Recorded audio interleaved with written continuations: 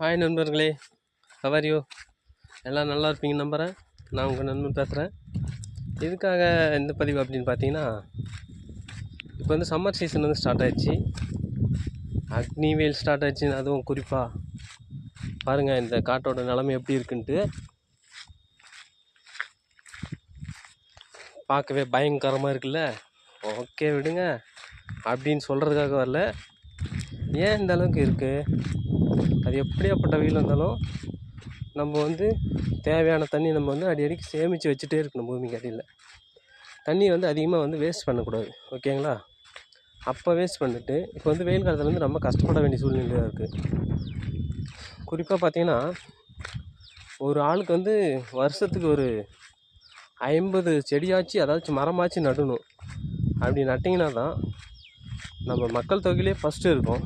But அந்த மரம் நட்டு அதை வளர்த்து அதை பாதுகாத்த அளவுக்கு கொஞ்சம் நம்மளும் முன்னேற்றம் அடைஞ்சிங்கன்னா, எவ்வளோ பெரிய வெப்பம் வந்தாலும் சரி, இல்லை எவ்வளோ பெரிய போகம் வந்தாலும் சரி, ஈஸியாக நம்மளை வந்து நம்மளே வந்து காப்பாற்றிக்க முடியும். மரம் வளர்க்கணும் ஃபஸ்ட்டு. வீட்டுக்கு ஒரு மரம் வளம் அப்படின்னு சொல்லிச்சு கவர்மெண்ட்டு. பட் அது யாரும் செஞ்சிங்களா செய்யலான்னு தெரில.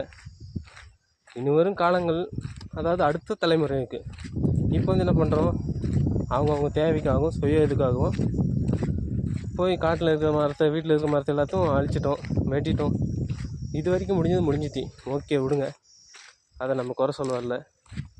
இனி வரும் காலங்களில் அடுத்த தலைமுறை வந்து நல்லா இருக்கணும் அப்படின்னா ஒவ்வொருத்தரும் குறைஞ்சது ஒரு 50 மரமாவது வளர்த்து அதை 1 இயரில் குறிப்பிட்ட ஸ்டேஜுக்கு மாற்றிடணும்.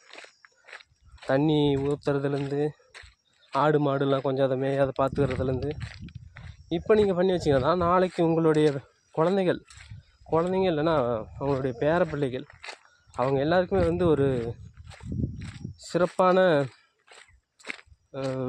சூழ்நிலையை வந்து நம்ம ஏற்படுத்தி கொடுக்க முடியும் அப்படின்னு சொல்ல வரேன்.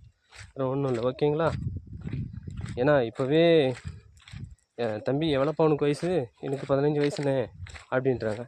ஏன்ப்பா ஹாஸ்பிட்டல் வந்தேன்? ஆனால் எனக்கு சுகரும் இருக்கானே, என்னென்ன பண்ண முடியும்? 15 வயசில் இதெல்லாம் வாங்கலாமா?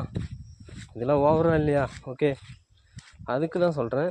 இப்போது காலத்தில் பிறக்கிற குழந்தைலேருந்து சுகர், பிபி, கொலஸ்ட்ரால் எதோ வந்துட்டுருக்கு.